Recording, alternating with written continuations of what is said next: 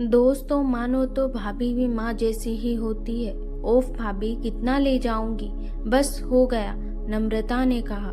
क्या हो गया, कभी कभी तो आती है। तुम इनकी भाई होती तो आधा हिस्सा लेती कि न लेती। पर भाभी भैया इतने खर्चे में है, आप लोगों का इतना प्यार मिल रहा है, वही बहुत है मेरे लिए। ननद 1 वर्ष बाद आई थी। सपना ने उसे बेटी की तरह पाला पोसा था। हालांकि सपना की सास कभी नहीं चाहती थी कि बेटी अपनी भाभी के संपर्क में रहे, पर बेटी नम्रता के व्यवहार से भाभी की बेटी ही बनकर रह गई थी।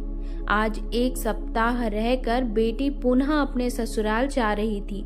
बहू जा किचन में जा, दूध उबाल पर है। सपना की सास उनके पास आते ही बोली, जी माँ जी, कहते हुए सपना किचन में चली गई।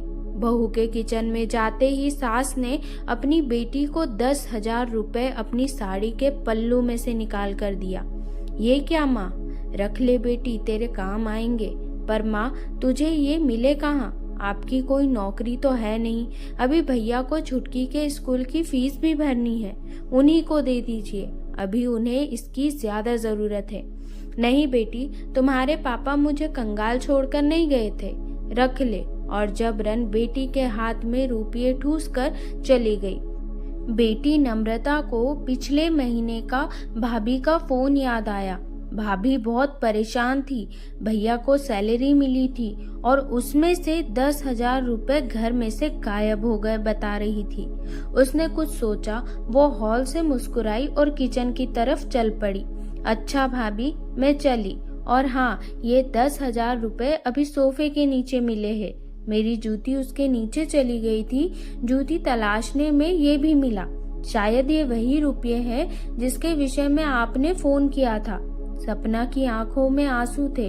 वो सास और ननद की बातें सुन चुकी थी। ननद को अपने आगोश में भर लिया और धीरे से कहा, तू मेरी सबसे बड़ी बेटी है। ननद भाभी दोनों मुस्कुरा पड़ी। सच ही है, जीवन का ये भी एक सुंदर रूप है। दोस्तों, आपको कहानी कैसी लगी कमेंट करके जरूर बताएं। धन्यवाद।